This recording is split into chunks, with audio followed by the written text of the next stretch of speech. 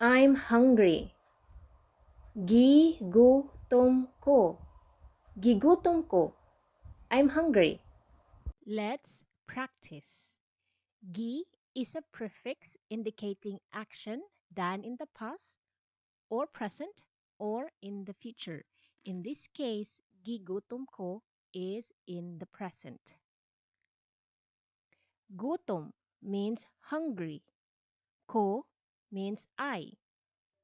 Let's listen one more time. I'm hungry. Gigutom ko. Gigutom ko. I'm hungry. Now you try.